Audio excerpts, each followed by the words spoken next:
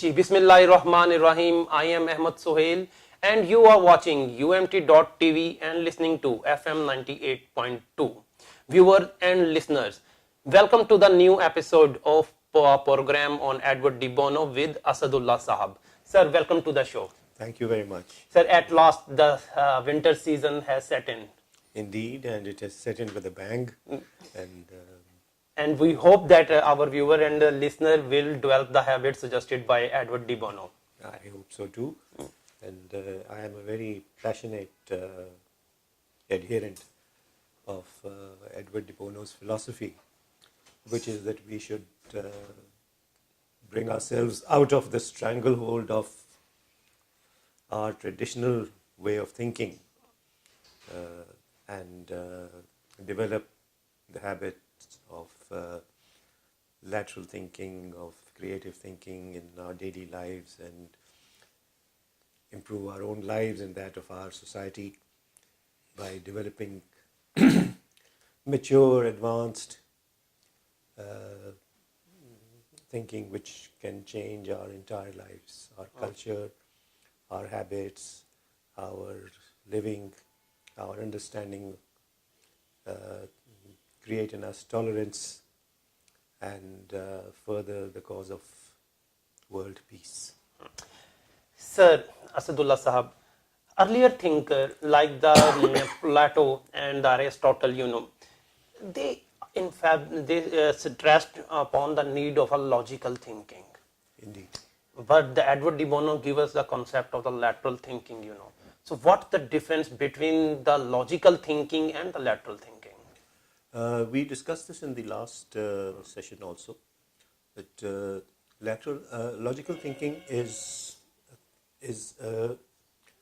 what Deebono calls vertical thinking. It's like climbing a ladder. You stand on the first step of the ladder and you think logically, and only when your logic tells you that you're right, then you take the next step. And similarly, all the way up. So your entire thinking is confined by logic. And how is logic built? What is logic? Logic is one of the systems of thinking. You have inductive knowledge, you have deductive knowledge, inductive logic, deductive logic, and it's come under the domain of philosophy. And its sub-systems. So now everybody does not study logic as a subject and then use it. We all use logic in our lives, but we use it subjectively. What is logical for me, you can give me and while I'm pleading my case, you can give me a counter logic. It cannot be one and the same for everyone. For everyone, you can give me a counter logic, and then we are right or we are both wrong. Yes. At the same time, we can be right, we can be wrong. I am right and you are wrong. And you are wrong. And this is the main roadblock, the main obstacle in our developing understanding, mutual understanding. So this is what lateral thinking, creative thinking, thinking with tolerance can create an understanding between two people, between groups, between nations, and make life better for everyone. Sir, we cannot impose ban on the thought process of an individual. But there is an indoctrination. We are influenced by the environment. We are influenced by the people around us. We are influenced by the past experiences. So the lateral thinking, how the lateral thinking help us to overcome all those barriers? The very objective of Deebono's entire work is this, to untie this knot of logical thinking and enable people to think freely and move forward. He also talks of going south by going north. You want to reach the south, so you go by north. And this has happened in history. Columbus set out to discover the shortest sea route to India. He ended up in With discovering America. America. Serendipity. You go out to discover one thing and you end up discovering another by accident. So now he did not think that I'll go west to go to the east. He just happened to go west and discovered America. Sir, how can we navigate our very own destiny? By first by understanding what your destiny is, and then taking your baby steps. So everyone have their calculated goals, everyone has to check out the plans, everyone has some sort of the understanding about their future. But the thing what I am thinking right for me may not be right for me. Then how come the Edward Deebono come in our life and suggest us the way that open the new horizons? He doesn't actually come in your way. He actually We need to knock at his door. he leads you by that famous famous verse in Urdu, उठो है बुत कदे वालो तलाश लाज़िम है इधर ही लौट पड़ेंगे अगर खुदा न मिला. So just free yourself from this vice, this grip of traditional logic, and look actively for other ways of doing it. And when you find another way, recognize it and go on it. If it doesn't lead anywhere, then come back to where you started. You have nothing to lose, and take another route. Now, have you, coming to this book? Yes, sir. I'm right, Yes. you're wrong. Have you, you must have read a lot of books, I'm sure, in English and Urdu. Have you come across a book which is written by, for which more than one foreword has been written? Every book has a foreword. Yes, sir. Have you come across any book? Yes, sir. There is a foreword. There are 2 forewords or 3 forewords, or no, sometimes there is also some recommendation on the back page of a book. that is always there. Always the there, blurb yes, is the blurb is always there, but more than one foreword. Sir, it's very rare case, sir. Have you ever come across any? I can't recall my memories, sir. I have ever witnessed such kind of a thing. And you do plead guilty to the charge that you have read a lot of books. Yeah. Right? Right. Right. Now, this book has not 2, but 3 forewords. Okay. And here comes the surprise, the second surprise, rather. I am also taken by surprise now. Yes. So there's another one for you. Thank you. This book has 3 forewords by 3 Nobel Prize winners. Yes. 3 physicists who won Nobel Prizes for physics have written a foreword each for this book. That is the one of its kind, So the And first of its kinds, I think so. maybe, but Maybe. I have not. I have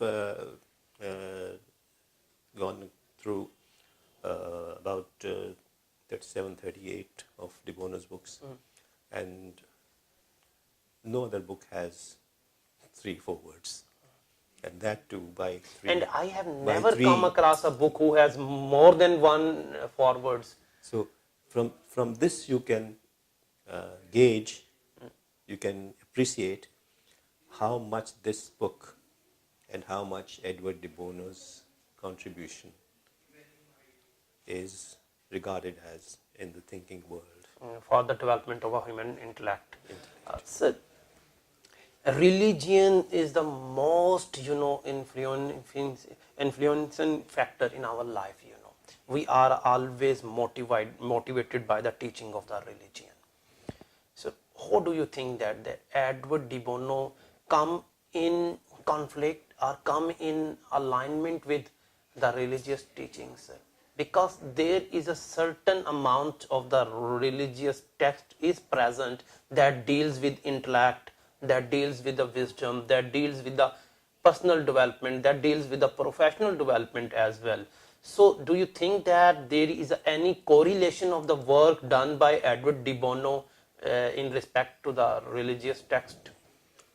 The greatest contribution in this regard, De Bono, is that he does not question or or uh, uh,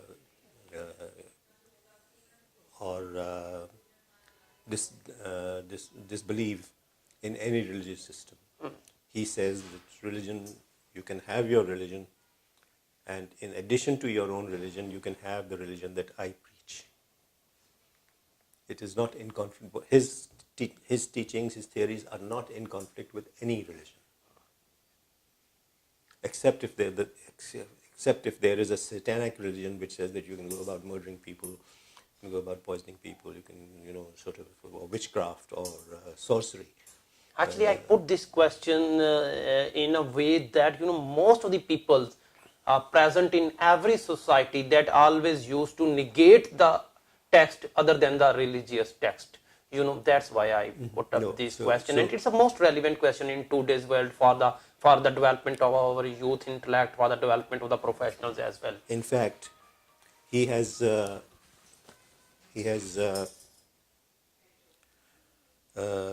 in one of his books, he is Maltese. He comes from Malta. Malta was part of the Spanish Empire, and for a very long time, and the Spanish Muslims have ruled over Spain again for a very long time, 900 years or something like that. And he says that Islam is a much more tolerant religion than any others.